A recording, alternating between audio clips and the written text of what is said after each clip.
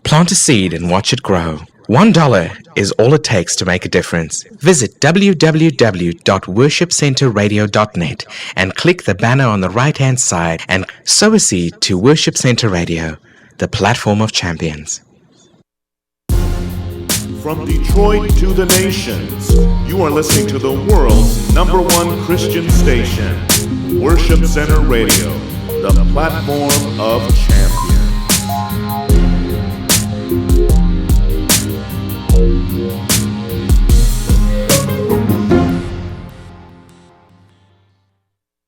But if the watchman sees the sword coming and does not blow the trumpet to warn the people, and the sword comes and takes someone's life, that person's life will be taken because of their sin, but I will hold the watchman accountable for their blood. Son of man, I have made you a watchman for the people of Israel. So hear the word I speak, and give them warning for me. Sometimes you get tired of people taking the Bible out of context. Roll that beautiful music.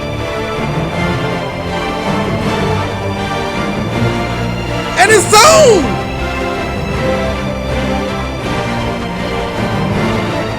Yeah.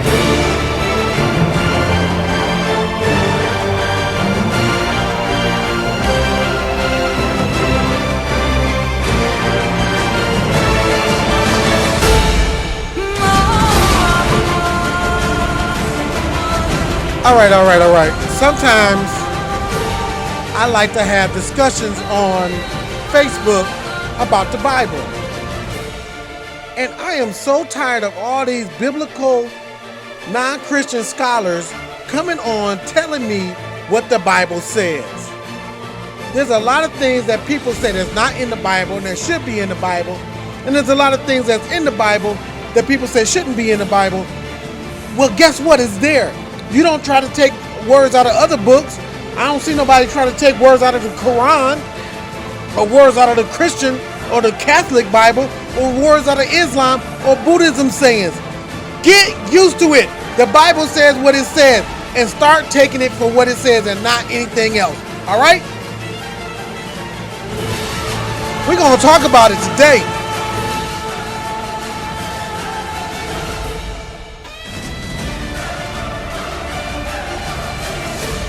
Good Tuesday evening, folks. How you doing? And it's on today. It's on today. Now, first line of business, I have to say thank you to all my friends and family and people that listen to the show that and also come on Facebook and want to debate me because it gives me fodder for my show. I am not the facilitator. I am not the show is not my show. It is the show of the people. You get to come on here and talk to me and ask questions and make statements and basically tell me if I'm wrong, if I'm right. I have yet to have one person call this show and tell me that I'm wrong. I have yet. But let's see if they do it today. Because we're going to talk about, first off, we're going to talk about creation. And if Adam and Eve was the first people on God's green earth. Okay? Because the Bible does not say that. It does? Where? I haven't seen it. Because if you read the Bible correctly, like you're supposed to read it, it correctly says that Adam and Eve were not the first people on the earth. It says that. It's in Genesis. So before you start talking to me about what you think and how it is, and yes, it is there, and then God said Adam and Eve and blah, blah, blah, read your Bible first. And then call into the show, 248-796-8241, and tell me if I'm wrong. Adam and Eve was not the first people on earth. I wish Christians would stop talking about Adam and Eve being the only people on earth when God created this green earth, because they were not. That's why Cain was able to go into a land full of people, marry, and start a whole new life outside of, his family. I'm sure he probably went back and saw Adam and his new brother Seth and all of that, but there were people here for him to go to. That's why God had to mark him so people wouldn't try to kill him. Why would people try to kill him if there was no people here on earth? Adam didn't try to go kill him. Why would Adam try to kill his own son? If he knew, because Adam said, I ain't already messed up. I ain't trying to mess up no more. So why would he try to go after, who was the Lord speaking of when he said he's marking Cain so that people would know not to kill him? What people? We're going to get into that. It's in Genesis. Also, we're going to talk about signs. I did a series last week on Halloween, and I think the sign part isn't very important, so we need to get into that today. So, breaking worship center news. This just in. I got the report right off the presses. It's hot off the presses. There was no first wife to Adam. There is no Lilith. People, stop teaching that because there is no Lilith. I've heard several times, and I heard one of my partners say the other day that Adam's first wife's name was Lilith. It's not in the Bible. That is not in the Bible. That is something extra somebody else said that happened, and people have taken that for canon, and it's not. It's not in the Bible, people. Stop adding to the Bible. It's not in the Bible. I take what's in the Bible as literal. It's a literal word that's what God meant. So, let's get into the show real quick. I got my iPad here. It's going to tell me what the Bible said. It's going to tell me what the Bible said in Genesis 1. Let's see. Let's read from Genesis 1 and 25. Let's do 24. And God said, let the land produce living creatures according to their kind, the livestock, the creatures that move along the ground, and wild animals, each according to his kind. And it was so. God made the wild animals according to their kind, the livestock according to their kind, and all the creatures that move along the ground according to their kind. And God saw it was good. Now, this is the funny part. Then God said, let us make mankind in our image. Now, let me stop right there. Depending on what translation you read, it says, let us make man. Now, I'm reading from the New International Version because I like the New International Version. A lot of people don't like the New International Version because they say it waters the word down. Well, it may for some, but it doesn't for me. So I read New International Version. Now, and let's go to the New King James Version, let's go to King James Version, period. Let's go King James. Let's see. Okay, that same verse, let's go down. It's moving kind of slow. There we go. That same verse in 24, it says, and God said, let the earth bring forth the living creatures after his kind. Okay? So now we're going down to 26 is where God said, let us create man in our image. He said, and God said, let us make man in our image. Now, in the New International Version, it says mankind. When he was saying, let us make man in our image, he was talking about mankind, not just man, a man and a woman. He didn't say, let us make a man and a woman.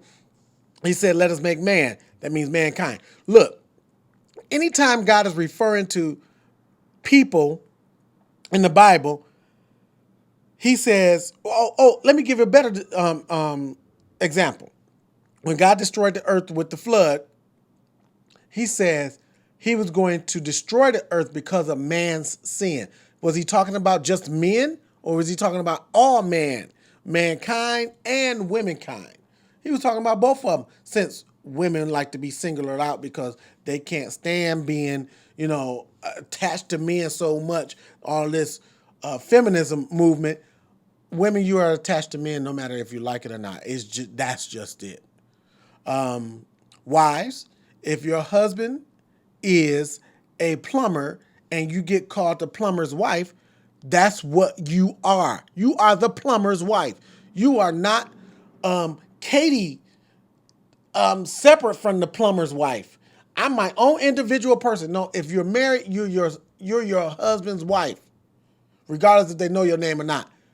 You are the plumber's wife. Accept it, love it, hold it. Let's move on. And let's read back in Genesis in the King James Version. And it says, let us make man in our image, after our likeness, and let them have dominion over the fish of the sea, and over the fowl of the air, and over the cattle, and over all the earth. There was a lot of ands. And over every creeping thing that creepeth on the earth. Now, remember, he just created this stuff, and he's giving you dominion over these things, okay? So God created man in his own image. In the image of God created he, him, male and female, created he, them. Now, did it just say he created male and female? I'm trying to figure something out. Because he said, let us make man, but he created male and female. Just saying. Just saying. And God said, behold, I have given you every herb bearing seed which is upon the face of the earth, and every tree in which is the fruit of a tree yielding seed, to you shall be for meat. And every beast of the earth, and every fowl of the air, and everything that creepeth on the earth, wherein there is life, I have given every green herb for meat. And it was so. And God saw everything that he made, and behold, it was very good.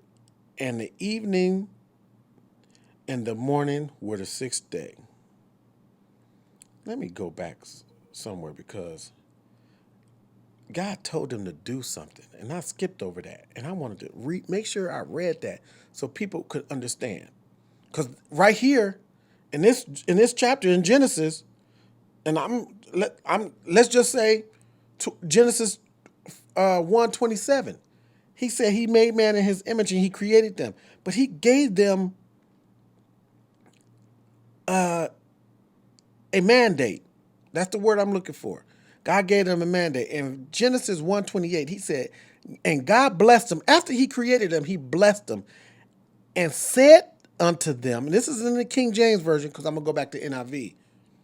In the King James Version, it said, God blessed them, and he said to them, be fruitful and multiply, and replenish the earth, and subdue it, and have dominion over it.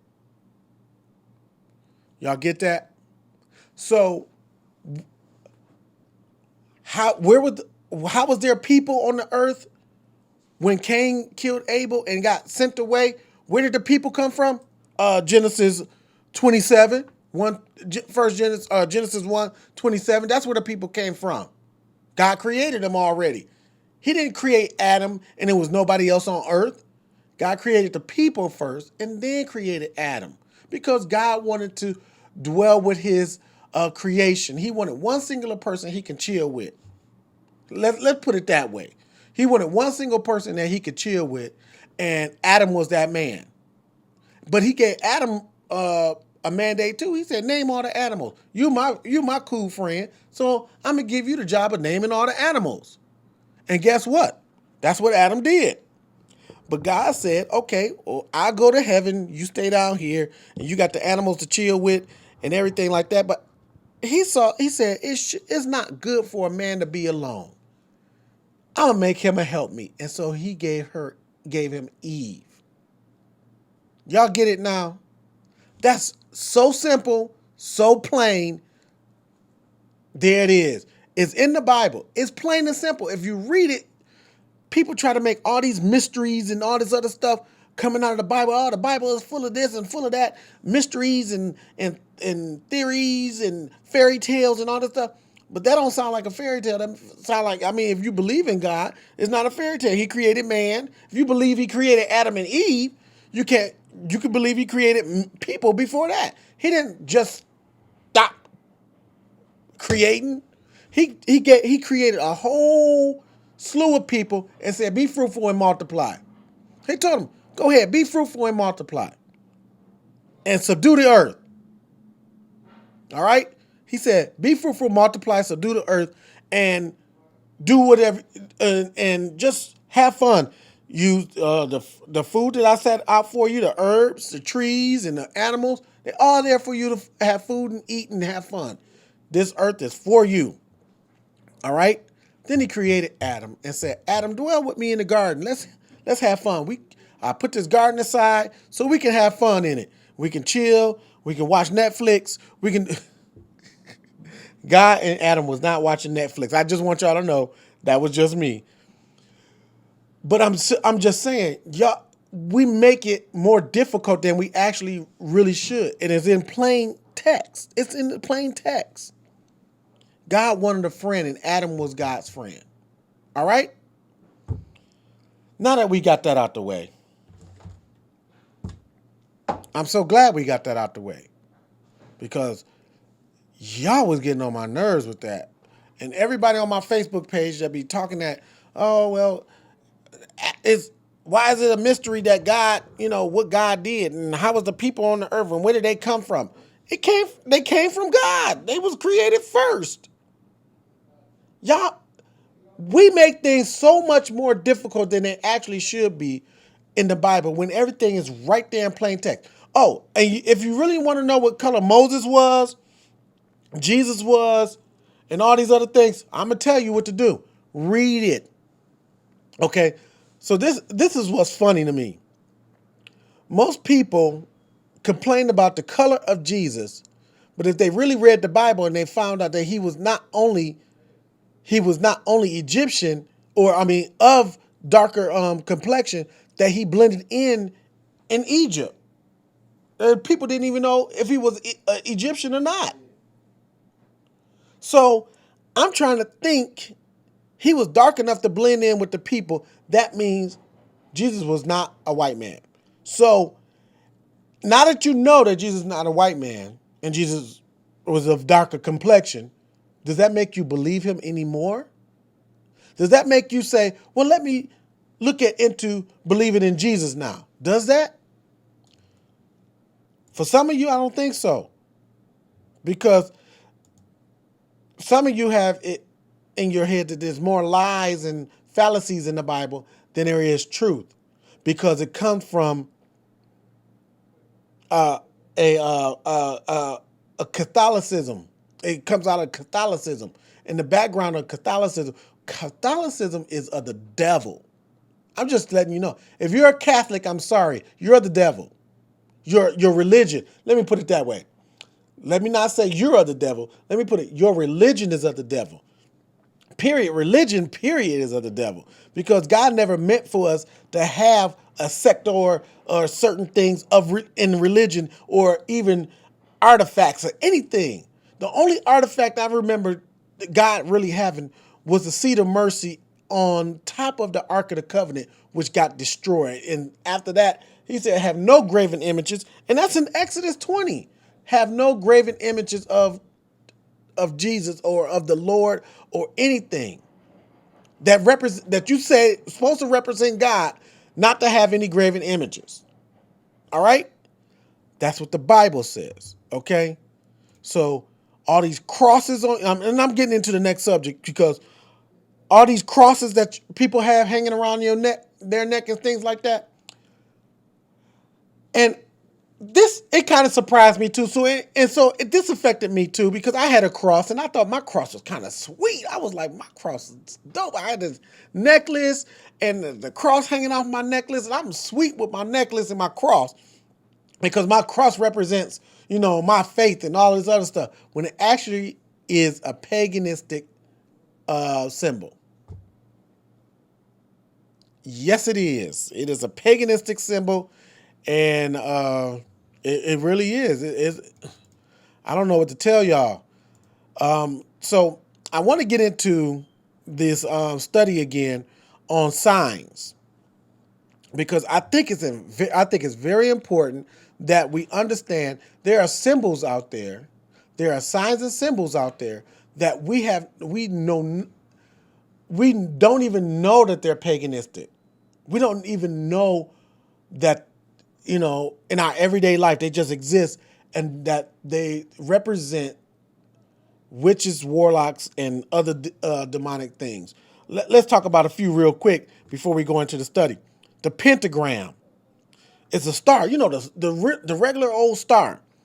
It's the main symbol for conjuring up spirits. Just a regular old star. And we think that, it's just a regular old star. They don't mean nothing. But with the point pointing up on the star represents white magic and witchcraft. That means a white magic person could leave their body at any time, and that's what their star stands for. Okay?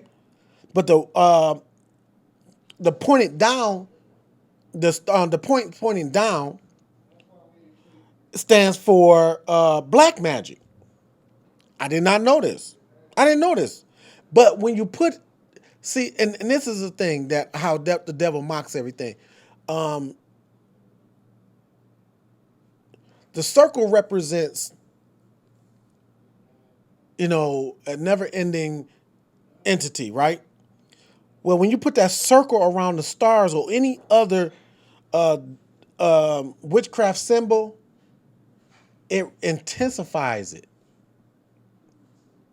Now, hey, he's going to talk about it. He's going to talk about my friend Renee James. He's going to talk about it today on the Watchman's Voice, and I thank him for lending me the series. I have the series right here. Now, I don't know if he has any more of these, but I'm letting you know I have the series. Now, if you want to watch them, we will post them up.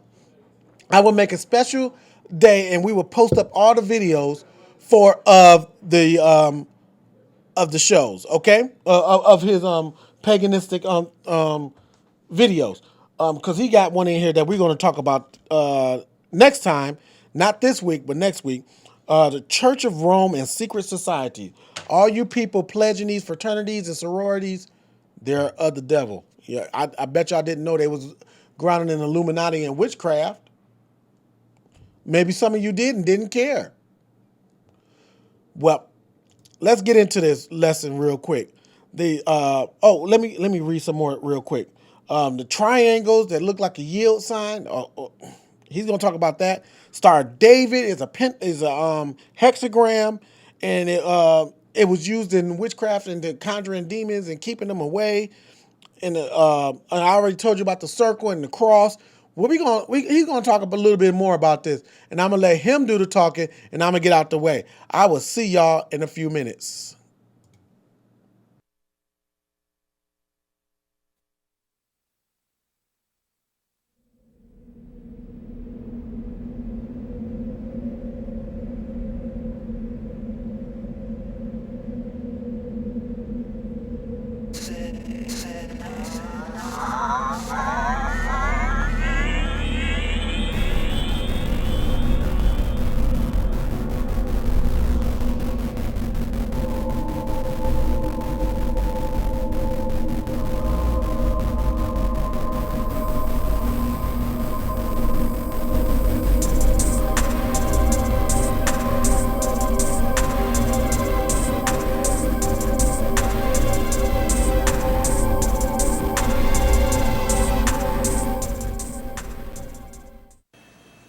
Praise the Lord, saints, and welcome.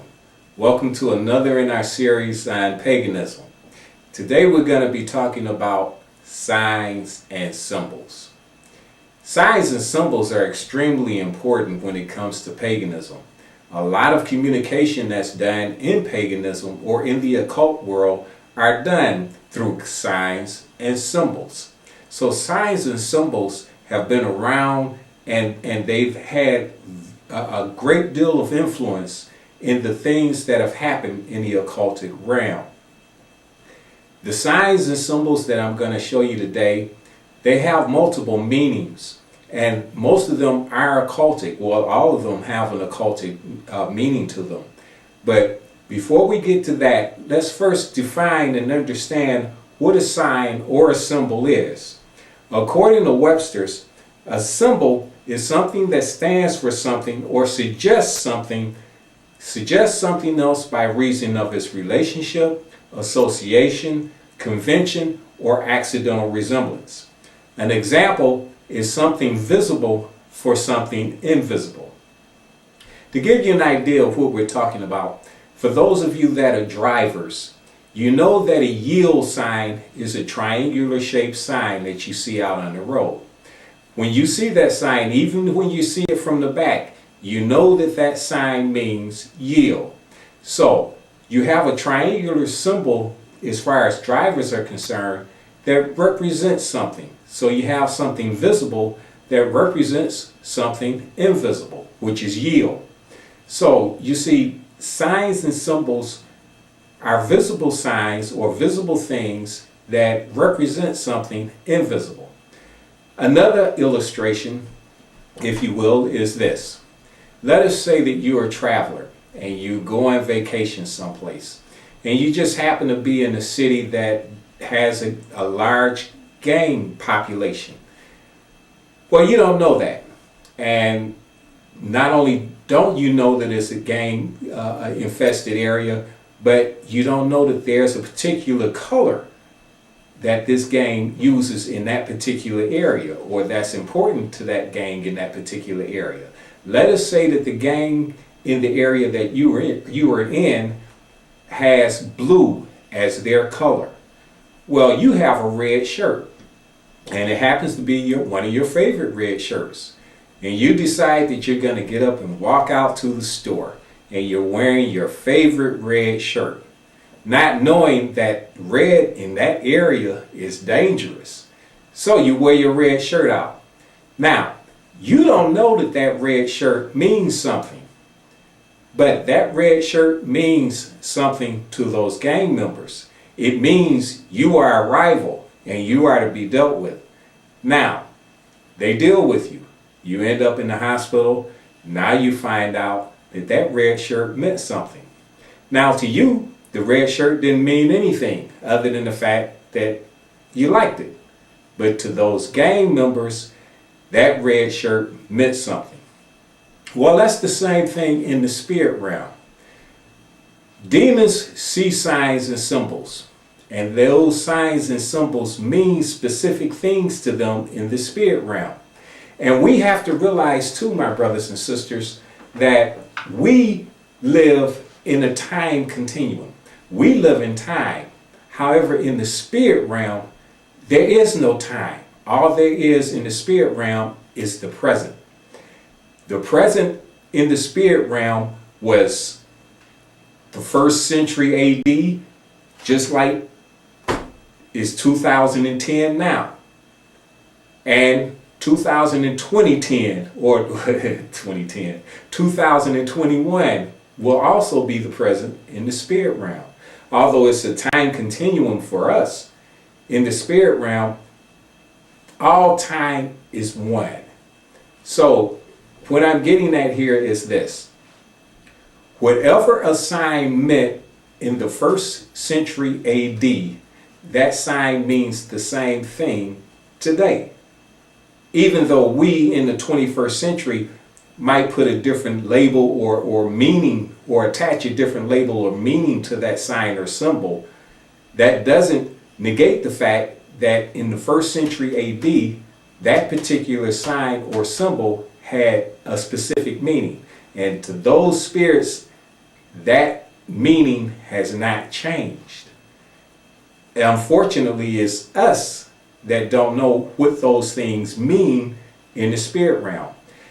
And that's what I'm going to try to do for you today, is to let you know some of the signs and symbols that you will see, that you see all the time, as a matter of fact, that have specific meanings in the spirit realm. These signs and symbols are very important.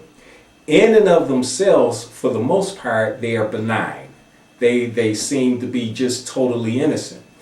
But they have specific meanings. Some of the symbols we're going to deal with, like I said, by themselves are very benign. But in the occult world, they have meanings, and those meanings are sinister. Now, The listing of the different meanings that I'm going to give you is not the totality of the meanings of the different things that I'm going to be showing you. However, they are definitions that are out there in the occultic realm. The first symbol I'm going to show you here is the pentagram. The pentagram is one of the main symbols to Satanists and witches. It has always been used in ritual magic and is used for divination, the conjuration of spirits, and to summon demonic help. The pentagram is very important in calling demons and as an aid to casting spells.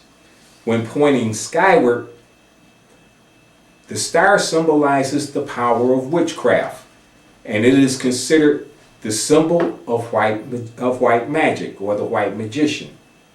And the white magician is able to leave his body at will. When pointed downward, it is black magic. Now, when it is enclosed in a circle, it is the highest form of its power.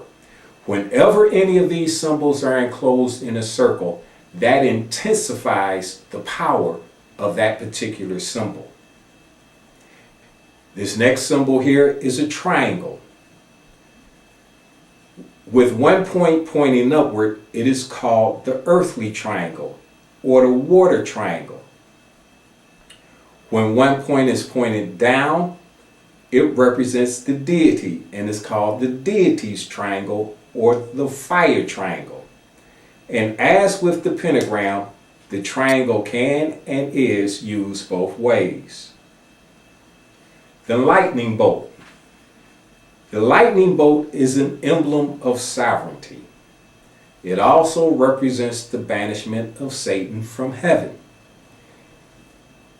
For those of you that have followed World War II or that are history buffs, you know that the stormtroopers or the SS used to wear the lightning bolts on their lapel. They called them the Gestapo.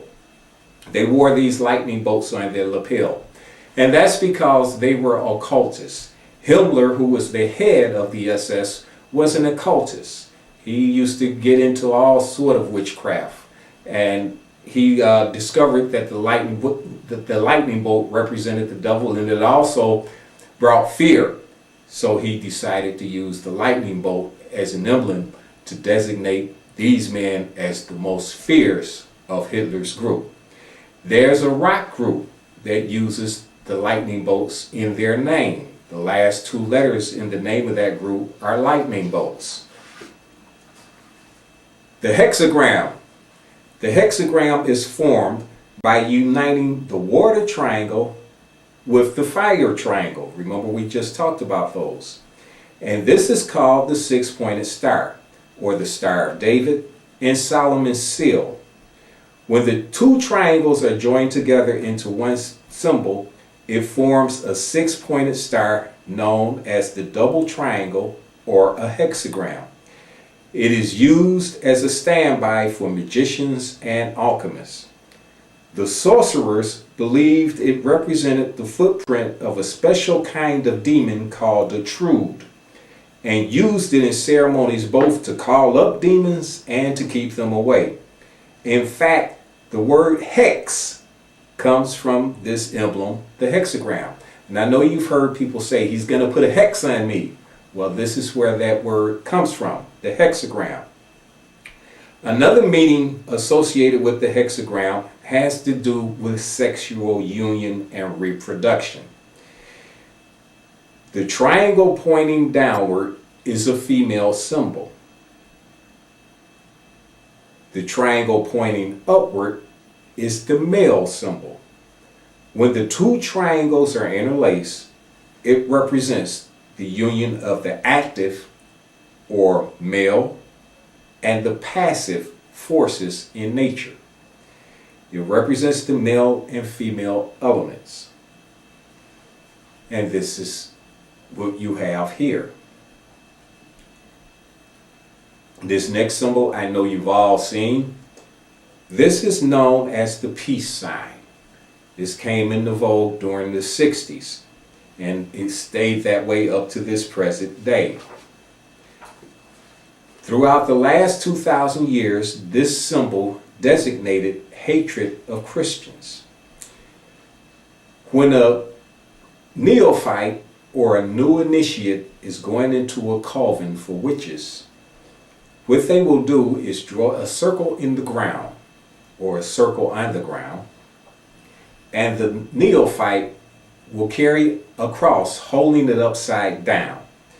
This denotes to her hatred of Christianity. She also chants her revulsion of Christianity as she enters into this circle, stands into this circle. Once she has gotten into the circle, she then breaks the horizontal beams on the cross. Once those beams are broken by her standing in the circle, what you end up with is what you have here. Nero, who despised Christians, crucified the Apostle Peter on a cross, head down. This hideous event resembled the Teutonic cross and became a popular pagan insignia of the day. Thereafter, this sign became known as the Neronic cross, named after Nero.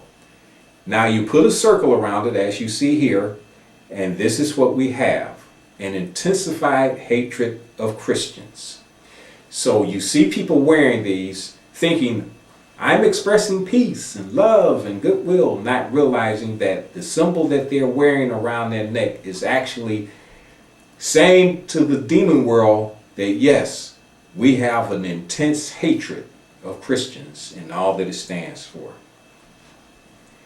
This next symbol that we see here is the goat of Mendes, or Baphomet. Mendes was an Egyptian god resembling Pan. Pan was the god of the woods and the forest. Nimrod is known as the god, not Nimrod, but Baphomet is known as the god of the witches. The goat is one of the symbolical animals of Hermetic magic and is the symbol to generations of sex incarnate. If you notice, a down pointing star outlines him. He is a sexual creature, and the star he is in is also found in another organization we haven't talked about. That organization is the Eastern Stars. Here we also have another peace sign. This figure shows a peace symbol, also from the 60s. Most people don't realize that those two fingers represent the horns ramming into the heavens of God. This next symbol here is what they call the Italian horn. The Italian horn, or the unicorn horn, is an occult symbol for the devil to bless one's finances. You see a lot of chains around people's necks with this particular charm on it. It is believed that this charm is an offshoot from the word Maluka, which means where the luck is derived. This next symbol here is the Crusader's cross. This is the cross that the Crusaders carried during the Great Crusades. It is also called the Jerusalem cross because it was supposedly worn by the leaders of the Knight Templars that liberated Jerusalem from the Muslims. This next symbol here is the unicorn. The unicorn represents unisex and a general acceptance of the homosexual and lesbian lifestyle. It is considered by New Agers as the symbol of innocence and gentleness. In reality, the symbol is a future conqueror that will bring peace to the earth. And who is this future conqueror? That is the Antichrist. The little horn that rises in the midst of the 10 horns in Daniel's vision. This is what's represented by the horn in the forehead of the unicorn. The torch. This is a torch. Now, according to the occultist Manly Hall, the torch represents the occultic arts and sciences, the doctrine and dogmas by the light of which truth is made visible. Also, here's what another occultist says about the torch. According to Edward Shore, he says, quote, Lucifer, having regained his star and his diadem, will assemble his legions for new works of creation. Attracted by his flaming torch, celestial spirits will descend, and he will send these messengers from unknown spheres to earth. Then the torch of Lucifer will signal from heaven to earth, and the New Age Christ will answer from earth to heaven. This is what the occultists see the torch representing. This is one of the representations or one of the meanings of the torch. And speaking of the torch, our next symbol here is something that I'm sure you all have seen. This is the Statue of Liberty. The Statue of Liberty was given to the United States by a French Mason by the name of Frederick Bartholdi. And that should tell you something there. Another meaning for the torch that the Statue of Liberty is holding is that the flame is to signify to a particular organization dominance. Now look at the head of Semiramis. What you see around her head is a representation of a halo. This is none other than Semiramis standing in New York Harbor. The obelisks. The Washington Monument, of course, is an obelisk. And as we mentioned earlier, there's an obelisk standing in Central Park. And there is an obelisk standing in the Vatican. In Leviticus 26, chapter 26, verse 1, the Lord talks about destroying these tall stone structures. In the Bible, it doesn't always reference obelisks as obelisks. It calls them stone structures and stone monuments. But what the Lord is talking about is the obelisks. The next symbol we're looking at here is the devil's triad. Remember, Satan is called the horn god. So the hand signal is formed so as to resemble horns. It is a sign used to cast spells. You see a lot of youngsters using this sign now. I guess in the hip-hop generation, they do a lot of these things, not realizing what they're doing. And as I said, in the demon realm, these things mean specific things. If you'll look at Leviticus once again, chapter 19, verse 28, we see here where the Lord says, Ye shall not make cuttings in your flesh for the dead, nor print any marks upon you. I am the Lord. Saints, our bodies don't belong to us. Now that may come as a surprise to a lot of people, but that's a fact. Our bodies do not belong to us. These belong to the Lord. And as such, we are not allowed to do these things to our bodies. The Lord strictly prohibits it right here. But you see, nowadays the fad is to have tattoos. I've seen some NBA basketball players having tattoos from one wrist all the way across to the other wrist, all up and down their arm. They've got tattoos that are so grotesque they have to cover them up. Have you ever seen a basketball game and seen some of the players with a sleeve up one arm? Well, I have, and I used to wonder when I first saw them, why does he have a sleeve on there? You know, every time I see him, he's got that sleeve. Is his arm permanently injured?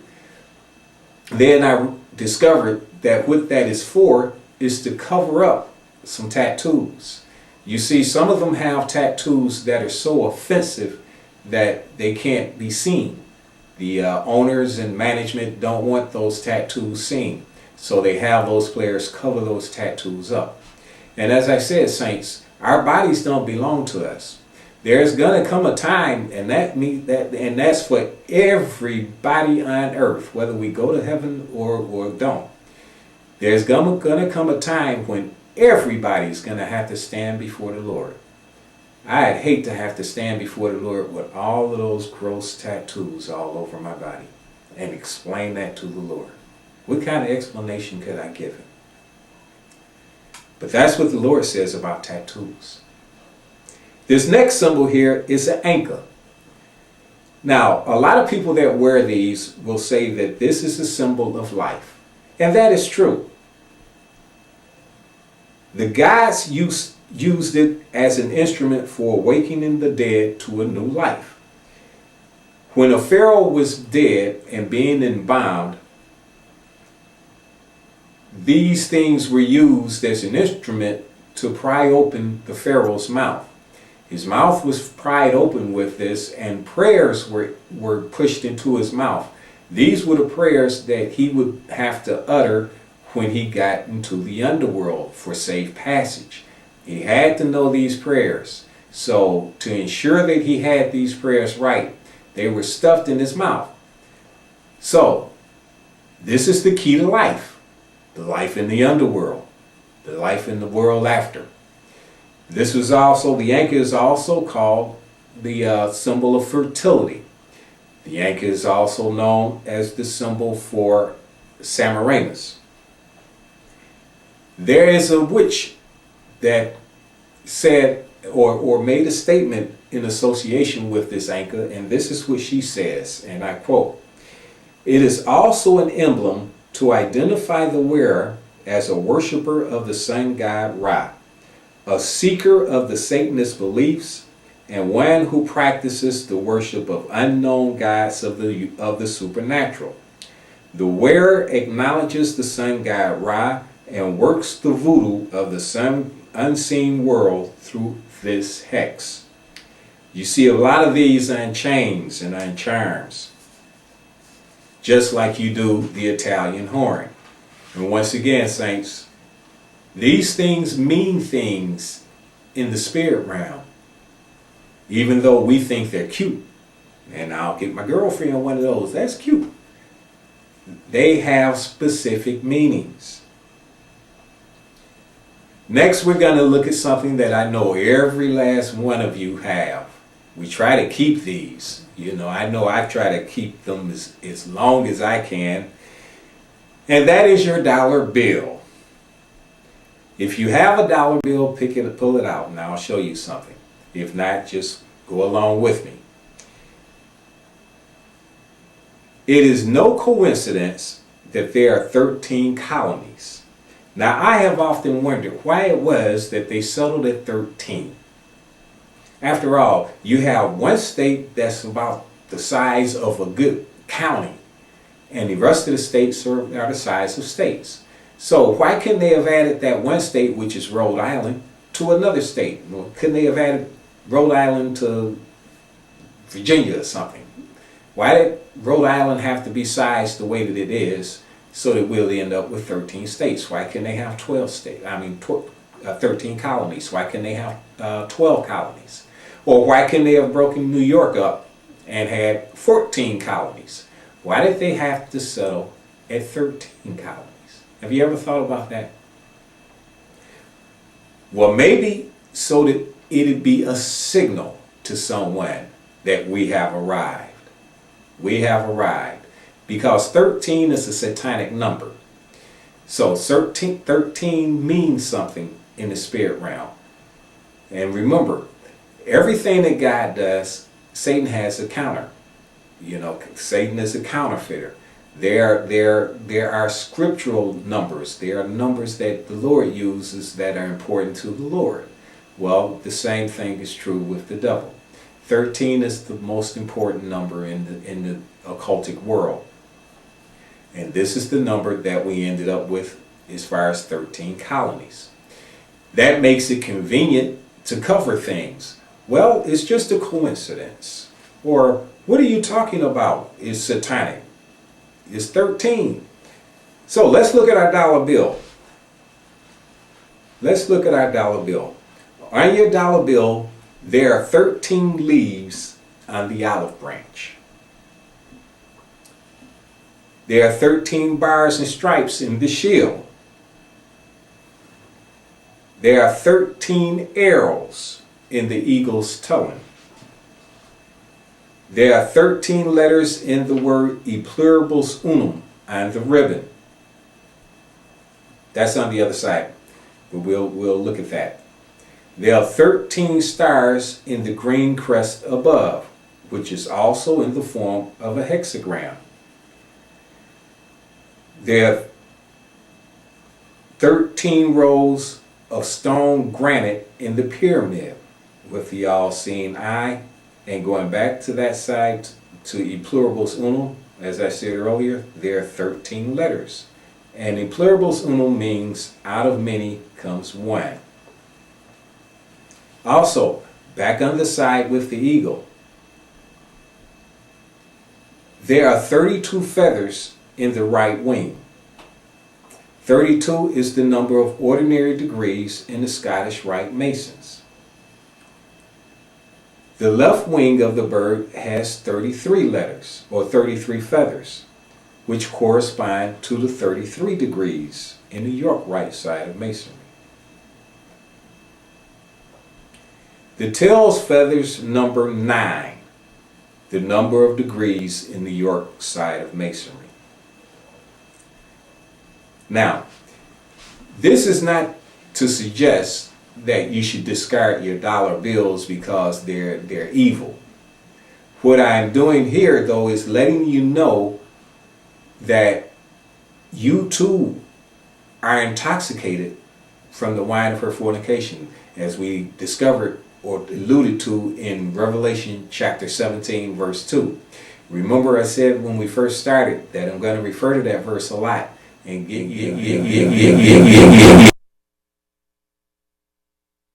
Sorry about that. That was a little bit of feedback there.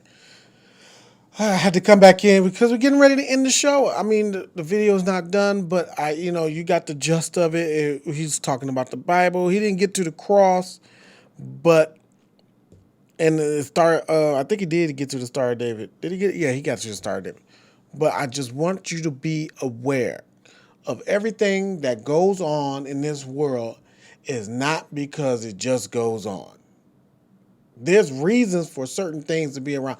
If you just study certain things, you will see that they're not around just because they're just around. They're around for a reason. And the number 13 being, the different types of colonies that was set in America, and the stars around the flag, and they use stars. I wonder how come they didn't use sticks or trees or something like that. Maybe put 13 trees on the flag. I don't know. But why did they use stars? Because they were sending a signal. Yes, people, these things exist. You can choose to believe them or not, and you can choose to push them off as fairy tales and fantasies like they don't exist because, you don't believe in God and you don't believe in the devil. But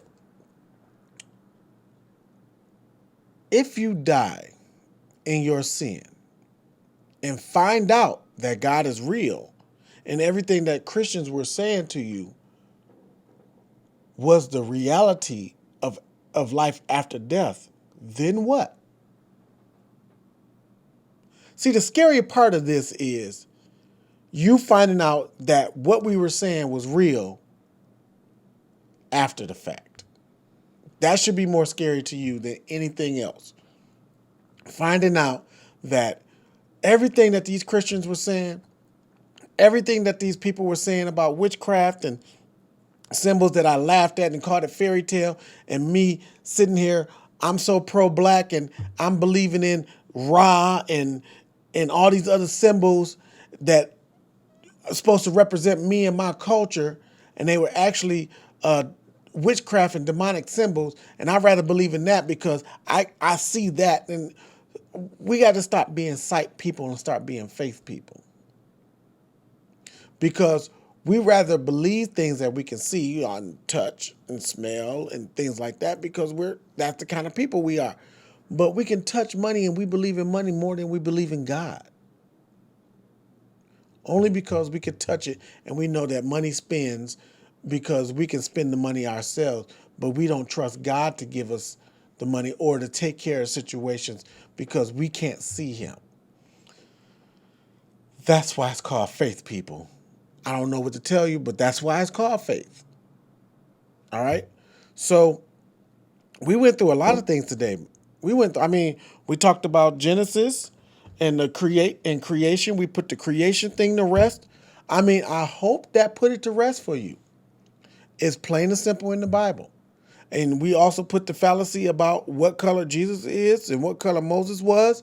We put those fallacies to rest. They're in the Bible. And there's proof. It's proof. There's proof right there. The Bible can't be no plainer than what it was. It just told you. Moses dwelt in the house of Pharaoh until Moses left. After he did something bad, but he left. After that, he left. But the Pharaoh didn't even know Moses wasn't his grandson or his son. Oh my God. How did he not know that? Because Moses was dark enough to look like them. He was dark enough to look Egyptian. So this is what's funny to me. We worry about the characters in the Bible being depicted as white people or black people, whatever color they depicted as, or not depicted as Aramaics, or not depicted as black and all this other stuff. But even if they were depicted as the color that you want them to be depicted as, would you still believe? Would you believe them then? Would the stories be any more or less fairy tale-ish if these stories were about black people? I'll wait. I didn't think so. If you believe it now that it's fairy tale, you got to believe it even if it's talking about black people. You got to believe it's fairy tale then too. You would not believe the Bible any more than you would if the story is about black people. So stop acting like, oh, if the story was about black people, because it's supposed to be about black people, I would believe it more. No, you wouldn't, fool. Stop saying that. You either believe in God, whether or not what color he is, because he works no matter what color people think he is. He works for me, and all I saw was that he was white. Until now. Not until like just now, but until maybe years ago when I read the Bible and found out that Jesus sat in the midst of Egyptians. Jesus sat in the midst of other people, and they could not tell any difference from who he was and who they were. Moses, same thing. That led me to know that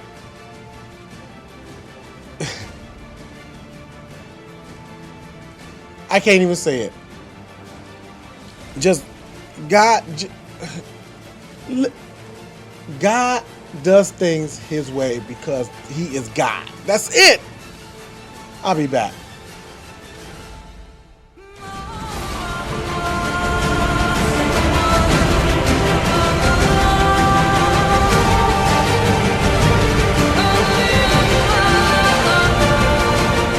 Put on my radio announcer's voice. The portion of this program has been brought to you by Holy Host, Worship Center Studios, Worship Center Network, and Worship Center Radio. Dr. Rhoda, Prophet Blaine, and Juan Johnson. Remember, Watchmen, to stand, watch, and pray. See you Friday.